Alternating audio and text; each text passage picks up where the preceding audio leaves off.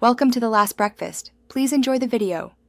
You're ready to start. First, confirm your Esewa account is active and your phone number is verified. Make sure your phone's biometric sensor, fingerprint or face, is set up in the device settings. Once done, open the updated Esewa app and go directly to Settings Security. Choose Enable Biometric and follow the prompts.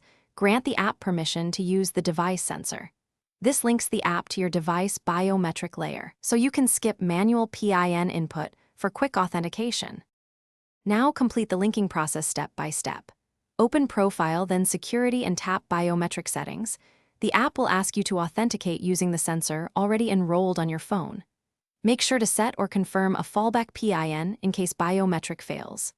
Next, the app may require a one-time verification using an OTP or a tiny test payment. Accept and complete it. Doing this verifies your device-to-account binding. Once verified, biometric prompts will appear for sensitive actions like payments and balance checks. Finish by testing the flow. Sign out and sign in, or make a small payment using biometric authentication to confirm everything works. Make sure to keep your... Thanks for watching. If this was helpful, leave a like and consider subscribing. See you next time.